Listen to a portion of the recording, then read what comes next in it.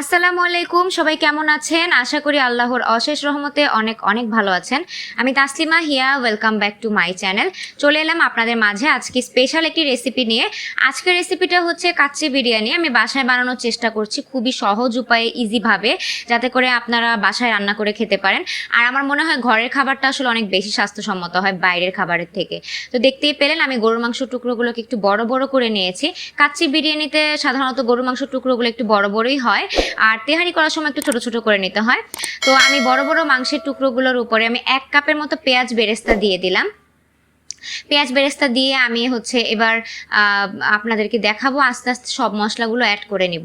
সব মশলাগুলো আমি একটা পাত্রে নিয়ে নিব, সেই পাত্রে নিয়ে তারপরে আস্তে আস্তে সব মশলাগুলো অ্যাড করব। ঘরের খাবার আসলে সবসময় স্বাস্থ্যসম্মত হয়, তাই চেষ্টা করবেন যে কোনো আইটেমই যখন খাবেন সেটা বাসায় বানিয়ে খাওয়ার জন্য। তো স্বাদ মতো লবণ, মরিচ, আমি হলুদের গুঁড়ো, গরম মশলা 1/2 চা চামচ, জিরার গুঁড়ো 1/2 চা চামচ, সাথে একটু ধনিয়ার গুঁড়ো নিয়েছি 1.5 চা চামচ, আদা রসুনের পেস্ট 1 চা চামচ করে নিয়েছি। আর আবারও বলছি, ঝাল আর লবণটা আপনাদের স্বাদ মতো। তো আমি দেখতে পাচ্ছেন আস্তে আস্তে সব মশলাগুলো দিয়ে দিব।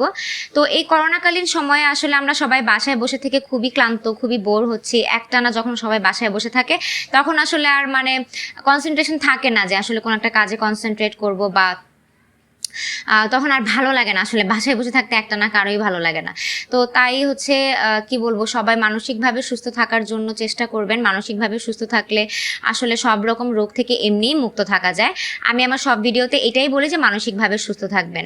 আর সবাই চেষ্টা করবেন ধর্মীয় কাজগুলো করার, যে যার ধর্ম পালন করার। ধর্মীয় উপাসনাগুলো আসলে এই সময় খুব বেশি গুরুত্বপূর্ণ, খুব বেশি কাজে আসে।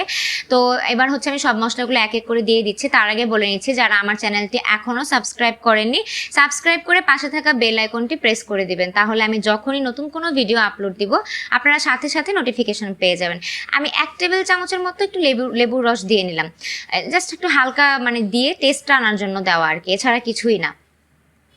তো আমি মাংসগুলোকে হালকা হাত দিয়ে মেখে নেড়ে চেড়ে নেবো। এবার আমি কড়াইতে গরম পানি দিয়ে দিয়েছি, এটাতে আমি একটু সয়াবিন তেল অ্যাড করব, একটু গরম মশলা অ্যাড করব। গরম মশলাগুলো যে অ্যাড করব, সেই গরম মশলাগুলো খুব বেশি না, গরম মশলা একদমই অল্প কিছু গরম মশলা, 2টা বা 3টা লবঙ্গ, 1টা বা 2টা এলাচ, এই। আর চাল দিয়ে আমি যখন সিদ্ধ করে চাল নামাবো বা করব, তখন আমি একটু দারচিনি অ্যাড করে দিব। এটুকুই, বেশি কিছু না, খুব আহামরি কঠিন কিছু না। তো দেখতেই পাচ্ছেন পানিতে আমি এগুলো গরম মশলা দিয়ে দিয়েছি। আর আমার চ্যানেলে যদি আপনারা নতুন হয়ে থাকেন তাহলে আমার আগের ভিডিওগুলো দেখুন, আশা করি ভালো লাগবে। আমি রেগুলার ব্লগ করি, আমার রেগুলার লাইফস্টাইলটা আপনাদের সাথে শেয়ার করি। তো আপনারা যদি আমার ভিডিওগুলো দেখেন তাহলে আমার মনে হয় আসলে ভালো লাগবে। তো এবার আমি হালকা করে একটু সয়াবিন তেল দিয়ে দিয়েছি, দেখতেই পেলেন। তো আমি এবার কি করব, পানিটা বলক চলে আসলে আমি চাল ধুয়ে আগে পানি ঝরিয়ে রেখেছি, আমি সেই ধোয়া চালগুলো দিয়ে দিব। তার আগে আমি হালকা একটু স্বাদ মতো লবণ দিয়ে নিলাম। লবণ দিয়ে নিব, এটা আপনাদের টেস্ট অনুযায়ী। যদি মাংসে লবণ কম দিয়ে থাকেন এখানে একটু বেশি দিবেন, বা যদি মাংসে লবণ বেশি দিয়ে থাকেন এখানে একটু কম দিবেন। আমি আরেকটু সয়াবিন তেল অ্যাড করে নিচ্ছি। আরেকটু সয়াবিন তেল অ্যাড করে না নিলে আসলে কি হবে, চালগুলো লেগে যাবে একটার সাথে আরেকটা। আমাদের সয়াবিন তেলটা অ্যাড করার মূল উদ্দেশ্যটাই এটা, যেন চালগুলো একটার সাথে আরেকটা লেগে না যায়, আঠালো না হয়ে যায়, ঝরঝরা থাকে, একদম আমরা বাহিরে রেস্টুরেন্টে যেরকম খাই সেরকম যেন হয়। তো দেখতে পাচ্ছেন আমি ধুয়ে রাখা চালগুলো দিয়ে দিয়েছি। তো এবার আমি একটু নেড়ে চেড়ে একটু মিশিয়ে নেব চালের সাথে। তো মিশিয়ে নেওয়া হয়ে গেলে আমি এরপরে এটা নামিয়ে পানি ঝরিয়ে নেব। যেটা বলছিলাম, আমি চাল মোটামুটি বলক চলে এলে তারপরে দারচিনি অ্যাড করব, আমি সেটাই করেছি, দারচিনি অ্যাড করেছি। তো এবার আমি একটু উল্টে পাল্টে নেড়ে চেড়ে যখন সমান সমতাতে চলে আসবে আমি এবার নামিয়ে নেব। তো আমি নামিয়ে নিব, একটু পরে আমি হাত দিয়ে একটু দেখে নিব চালগুলো কেমন সিদ্ধ হয়েছে।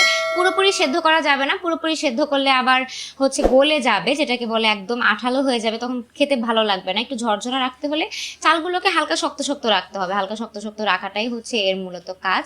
তো শক্ত শক্ত না রাখলে পরে তখন দেখা যাবে খেতে ভালো লাগবে না, আর একটু নরম হলে তো আমরা কেউই খেতে পছন্দ করি না। এই যে চালগুলো মোটামুটি এতটুকু শক্ত থাকবে, ভিতরে হালকা চাল চাল থাকবে, হাত দিলে বোঝা যাবে যে হ্যাঁ চালটা পুরোপুরি সিদ্ধ হয় নাই। এরকম থাকবে যখন, তখন আমরা নামিয়ে নেব। তো আমি এবার হচ্ছে মাংসগুলোকে দেখতে পাচ্ছেন আমি প্রেসার কুকারে দিচ্ছি, কারণ প্রেসার কুকারে আসলে বারবার নাড়তে চাড়তে হয় না, সমস্যা হয় না। আমি হালকা একটু পানি দিয়ে তারপরে এর উপরে চালগুলোকে দিয়ে দিব আস্তে আস্তে বিছিয়ে, বা যেটাকে বলি একদম সমান করে সমতা করে দিয়ে দিব। তো এবার হচ্ছে আমি হাত দিয়ে হালকা পানি দিয়ে একটু নেড়ে নিব, নেড়ে আমি যেটা বলছিলাম করে দিব।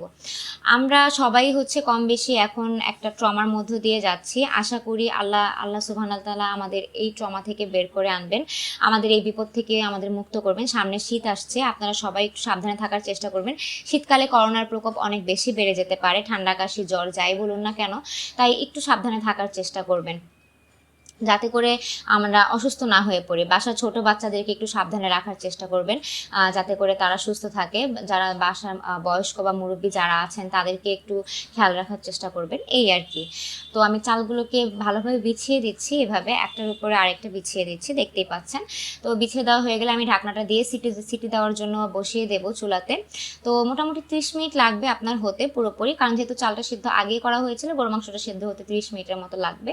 তো সব মিলে 30 মিনিট পর যখন আপনি ঢাকনা খুলবেন দেখবেন যে আপনার কাচ্চি বিরিয়ানি একদম রেডি। খুব সহজ না রেসিপিটা, আমি একদম ইজি যে ওয়েগুলো সেগুলো আমি ফলো করার চেষ্টা করি সব সময়, কারণ ইজি যে ওয়েগুলো হয় সেগুলোতে আসলে রান্না করা বা রান্না করে খাওয়া মানে এটা একটু মানে কি বলবো ভালো লাগে। খুব কঠিন কিছু হয়ে গেলে না তখন আর খেতে ইচ্ছা করে না, সে সময়ের জন্য বা জিনিসপত্র জোগাড় করার জন্য আর খেতে ইচ্ছা করে না, তাই আমি সবসময় সহজ কোনো রাস্তা খুঁজতে থাকি।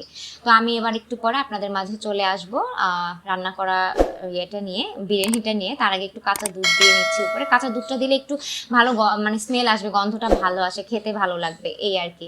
তো আমি এবার ঢাকনা দিয়ে ঢেকে চুলায় বসিয়ে দিচ্ছি সিটি আসার জন্য, এরপরে আমি আপনাদেরকে দেখাচ্ছি নামানোর পরে।